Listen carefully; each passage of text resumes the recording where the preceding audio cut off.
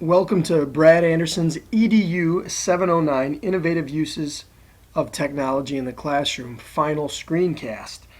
I am completing this screencast late in the week. I was blessed with the birth of my second daughter, Stella Mae Anderson, this Monday. We just arrived home for the first time and very excited to be welcoming my second daughter to the Anderson family. But I'll get started with my innovative uses creation project by first telling you a little bit about myself. I am an American history teacher, a world history teacher, and a varsity wrestling coach at a high school in Grand Rapids, Michigan. I teach at a school of 1,300 students. The socioeconomic status of these students range from your blue collar working class all the way up to a large majority of upper middle class students. It's often joked that the students' cars in the parking lot are much nicer than the teachers' cars in the parking lot. To say the least, we have a very orderly school, a very successful school, standardized testing. We do fairly well, but that's not to say that building a classroom community isn't important, because regardless of how well their social aspect is at school or their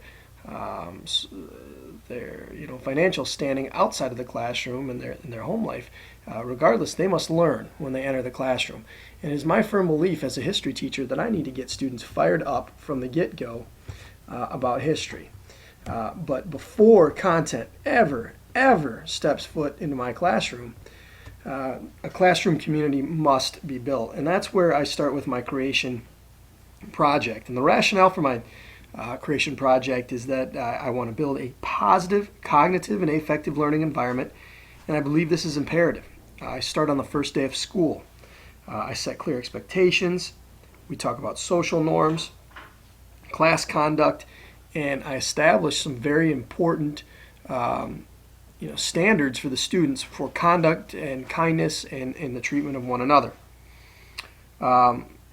Integral in this journey to build a classroom community is my class website, and that's where the innovative use of technology comes in. What you're looking at right now is FHC Brad Anderson. It's a Google Sites. My school has migrated over to the whole Google suite. We use a lot of Google Drive.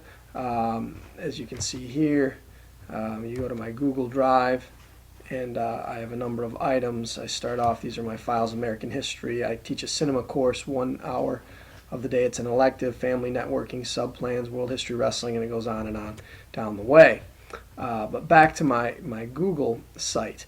I live by a simple principle, and that is improvise, adapt, and overcome. It's something I adapted back in student teaching. I introduce it to my students early on, and it's something that I hope will motivate them to succeed in my classroom, other classrooms, on the field of athletics, and in life. And I often find myself repeating this mantra as I teach, as I coach, as I father, and as I work in the community. As you can see, this is my website here. It has a number of different pages: American history, world history, history through cinema, Monday motivation, which I'll talk about here in a second, links, a class wiki that I established, survivor's guide. Edmodo is something, it's actually on the way out. It's something I used, but really didn't find a whole lot to use with it. It might be something I bring back later on. Anyhow, this is my website, and like I said, I use it to build a classroom community, and I will tell you about the lesson. I do believe in Robert Marzano's 41 strategies very strongly, as well as project-based learning and cooperative learning. Those are strong aspects in my classroom. And one thing that is important is Robert Marzano's 6th design question. And that question is, what will I do as the teacher to establish or maintain classroom rules and procedures? I believe before content can ever be factored into the classroom experience, there must be firm classroom rules and procedures in place, even at the high school level where I teach, in order to make it successful. The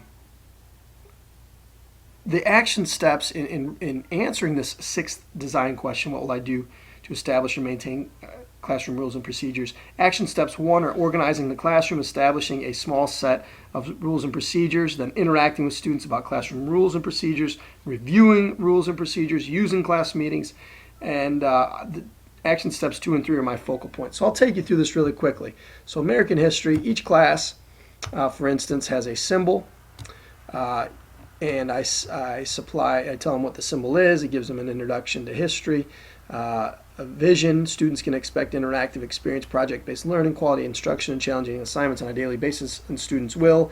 And this goes right through Bloom's taxonomy. However, I'm in the process of reworking it according to Marzano's new taxonomy, which, we're ever changing: improvise, adapt, and overcome. We talk about learning targets. What is our learning target? These align somewhat with the Common Core in my own words. I like to take things and turn it into my own words. We do a year-end project called the Tournament of Champions, which I will detail in another project heretofore. And basically, here's what I want the students doing by the end of the year: is historical research, historical interpretation, developing a thesis, building a historical argument, addressing an opposing viewpoint, thinking on your feet, evaluating peer work, public speaking, improvising, adapting, overcoming. I keep a tentative semester schedule. I have links, cultural supplements online. We do something called the Great American Timeline and the Great World Timeline. But right here, I will take you to my World History page. As you see, I'll come back to that. My Monday Motivation page. Every Monday, I take the time that other teachers might take to dive right back into the content. And like anybody else, we got to realize that students on a Monday are they're not as fired up as one might think, especially at 7:30 in the morning when we start our school. And so Monday Motivation is simply my 10 minutes at the beginning of the hour after I've taken attendance. Students get to share current events on what I call my wall of fame. It's only positive items. They talk about anything positive that's happened in the news over the weekend. It must be newsworthy. It has to be either in a news publication, online or in print, or on some sort of news media channel. It has to be verifiable, and they share it. We vote on it. It's totally class driven. Then the Monday Motivation is, I'll share a poem, such as The Coming of the Man in the World by Ella Wheeler Cox, that awesome So God Made a Farmer adaptation of a radio broadcast during the Super Bowl. People are awesome. As you can see, I like to get the kids fired up. It usually takes 10 minutes, but you know what? They're feeling better about their day. They're feeling better about what the content they're about to learn. So anyways, that loops me back to world history and my assignment. And basically my assignment is this. Students, after going through the initial first day rigmarole, and this is what I bring them through. This is what all of my students have seen for the past few years. I change what I say, but this is for the most part what I present to them, and it's outlined in their class syllabus. This is a class syllabus for History versus Hollywood. Okay, and the History versus Hollywood course, you go through. You have learning targets, expectations, coursework, and so on. And we spend the whole day going through this, but I basically take them through this, and it's simple. No matter what class I have expectations that are all similar. First, I start them off and I ask them, "Are you ready?" Because the biggest question for me is, and are they ready to learn? Now, they can sit there in front of me, they can make a seat warm for a year, but they are not going to learn unless they're actively engaged. And I tell them about a story, how when I was in college at Central Michigan University, I believe I was in Ann Spa Hall. There was 250 kids. It was my first day of class. I sat near the back, and a professor walked onto stage, sat there, didn't say anything, looked at the crowd for 5 minutes awkwardly. A few kids left in the back. Nobody said anything. Everybody was chit-chatting, and he waited, and he waited, and he waited, and he waited. And finally, some bright student in the crowd raised their hand and said, "Professor, we're ready to learn. Are you ready to teach us? What's going on?" And he said, "I will start now because you, sir, are ready to learn." He said, "Unless all of you are ready to learn, nothing in here is going to matter unless you are ready to learn." He says, "I'll be ready to teach every day. You need to be ready to learn." And that was profound, and that stuck with me, and I tell them that story every year. I introduce them to me, the instructor, and then they know that I'm human. I tell them a little bit about myself, not much. I kind of leak personal items about me over the course of the year, but I'm more interested in what they are and what they're about. I give them a course description, and I talk about how this picture hangs in my hallway at home, and how it reminds me that not every day we're going to feel like getting up. Not every day is going to be glamorous and full of glory, much like this day when George Washington is overseeing his troops leaving Valley Forge. Some days it's going to be a battle. You're going to feel ragged, but you need to press on and to be victorious. Expectations. Here's where I really go into depth and I set clear expectations. I have one rule in my class: do nothing to hinder teaching or learning. And that's something that is very important to me. And so on and on and on I go through the expectations, the coursework, what you will need. Now the first thing that comes to my activity is the students must go online and they must interact with this. And they have to answer a series of simple questions. In the first day, it comes down to intro, welcome, syllabus, and expectations. Then there's a training day, student conduct and practice. I do an activity called Desk Olympics where they get to know one another, and a conduct and practice where we look at content and we have a pretest.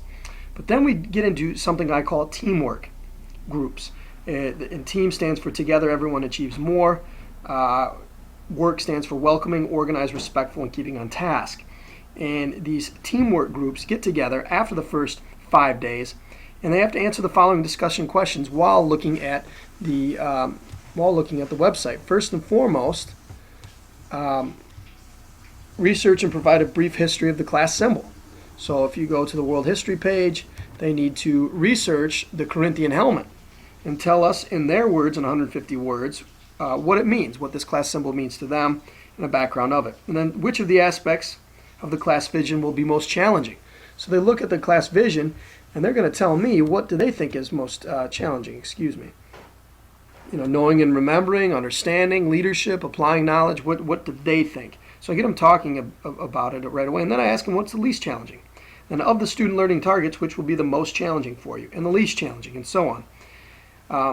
And then finally, after I've kind of had them interact with this website, I have them meet in their teamwork groups, which are groups of 4, 3 if there's an even number, and they discuss their findings.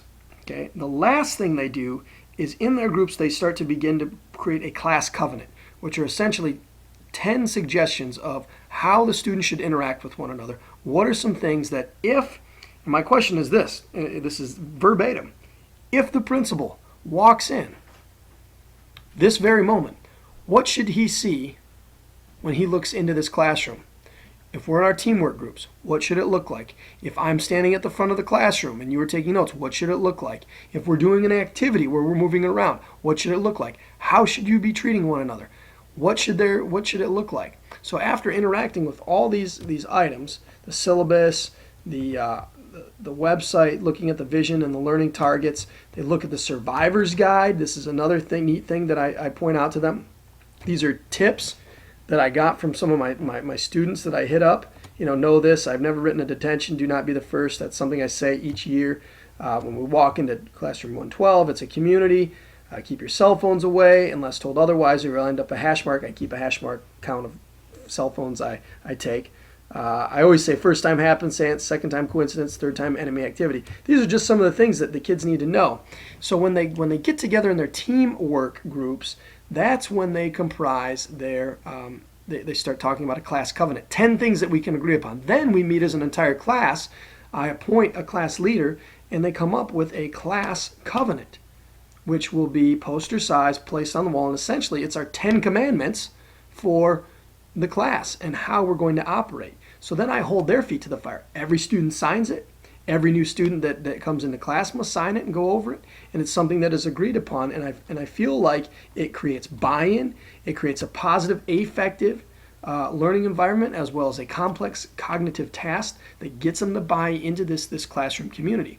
So before ever cracking a world history textbook, my students are interacting with one another, cooperatively learning, setting up a class, and answering the question, what am I going to do to establish classroom procedures and classroom rules and build a cohesive and strong classroom community? That's how innovative uses of technology is going to bring a different feel and success to my classroom.